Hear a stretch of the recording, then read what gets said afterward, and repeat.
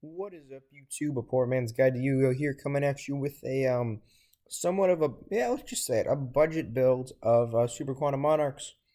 Even though it's the expensive version, kind of. I don't know. I don't think it's that much. It's definitely under $100. But I've gotten a lot of requests for this deck because I've shown a couple replays, and it's probably my favorite deck I've ever played, just because it combines with a bunch of aspects I like. Like I liked playing just like throwback Blue Eyes stuff where you could like tribute summon, which is new.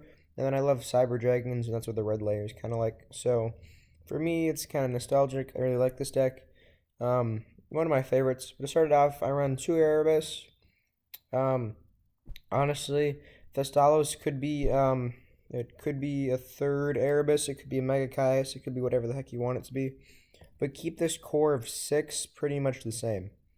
Um, Make sure it's just six level 8s. And three of them should be Aether. Erebus, basically what it does is spins one card on the field. So two of those.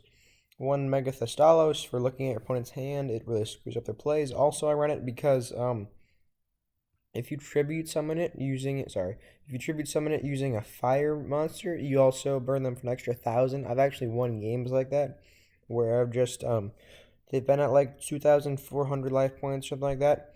And I've gone Domain Effect, lowered level, Tribute, Red Layer, pick a card out of their hand that's a monster and burn them for like 1,400 if it's like a level 7, and then do the extra 1,000 and go for game. So it's like, that was easy.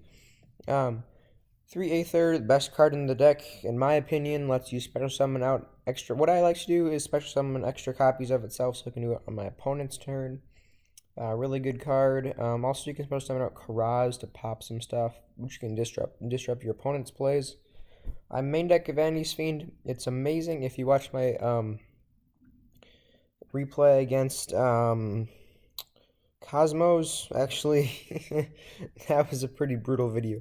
I don't know. I'm horrible at editing special effects, so like, don't dislike it too much. But it really shuts down Cosmos for sure. It shuts down a bunch of pretty solid decks. I mean, special summoning is a pretty big part of Yu-Gi-Oh! Last I checked.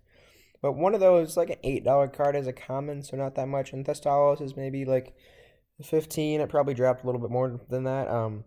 But it's a secret rare, so it's a nice card to have though. Two Majesty's Fiend, you can get the super rare for like $1, $2 maybe. It gets monster effects, pretty solid, unless it's against like the mirror or something like that. Then it really doesn't do much.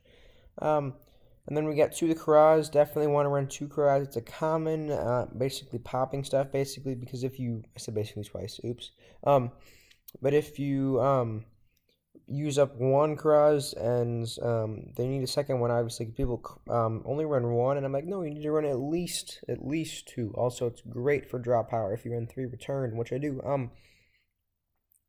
Three Super Quantum Mech Pilot Red Layer, Super Quantum Red Layer, basically the Power Ranger red guy. It's about $14 in ultra rare. Basically, if you control no more monsters, you can special summon it from your hands. Really solid card, level 5. Um, Also, sometimes this does happen where I've opened with Idios, Return, and a red layer. So a normal effect, activate, return, tribute, and then get Aether. So it's really good in the next turn. Two Idios. I only run two of the little midget guys because there's really no reason to run three if you've got another way of tribute fodder and you've also got the trap card. So just two of each.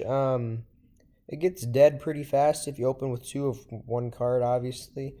But, I mean, they're pretty solid.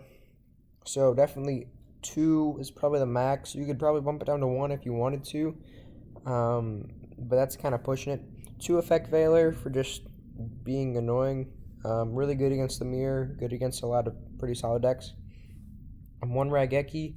I'm going to probably change the Raigeki and the Upstart. I don't know yet. I might change the Raigeki to a warning and change the Upstart to a escalation because I did need escalation a couple times and I didn't have it. So those are probably the changes I'm going to make. Raigeki is like 18 as a gold rare. Three oh my gosh, I can never say this. Pantheism, whatever. It's the card that's broken. It lets you draw Basically, you discard a Monarch Spell Trap card and you get to draw 2 cards, and then you can banish it and reveal 3 different Monarch Spell Trap cards and add one to your hand. Your opponent picks though, so really, really good card, and you can get it back with Idea. 3 Tenacity lets you search out pretty much any spell or trap in your deck if you have a Monarch or a Majesty's Fiend in your hands.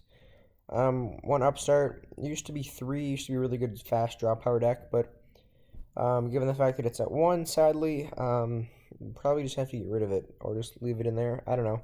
1 Twin Twister, I found that you do have to main deck this card, at least one of them, if not an MST or something, because Karaz is good, but they get to draw also. So Twin Twister against Pendulums or anything like that is pretty solid. Also, you can just side it out if you're playing like Burning Abyss or whatever.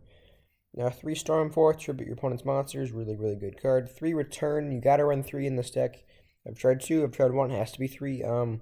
Basically, if you tribute summon, you get to add either a smaller level 6 guy or a big level 8 guy. 3 Domain, just for not letting your opponent play Yu-Gi-Oh! If you've got a Vanity's Fiend up and a Domain up. So that's always good. And then 2 Prime Monarchs. I can't see myself running 3, like, at all. I might, but not at right now, at least. This is really good for tribute fodder. Also, it's got a good second effect where you can shuffle 2 Monarch Spell and Trap cards with different names, shuffle them back in your deck, and draw a card. So that's always just pretty solid. My side deck is like uncompleted, but I'm still kind of screwing around with it. Definitely want to run probably 3 Fog King if you can, but Fog King's kind of expensive. It's like over $10. So Light and Darkness Dragon is really good too. Dark Hole is another good example if you want to run something that's not Raigeki. March is solid, protects your stuff. Light and Imprisoning Mirror against Cosmos, it does hurt you too, and so does Shadow and Imprisoning Mirrors, but if their whole deck is light, which Cosmos is not, but the little guys that bring out the big ships are, so that shuts down their deck completely. And then Shadow Imprisoning Mirror shuts down Burning US almost completely. So it kind of hurts half your deck, but now they have the red layer, not so much. And then the 1 Warning, I'm probably gonna end up switching out for the Upstart or something like that. So thank you for watching. Please leave a like, comment what deck I should do next, subscribe for more deck profiles and me sucking at editing. I'm sorry. So yeah, be a bro, subscribe down below. Thanks for watching.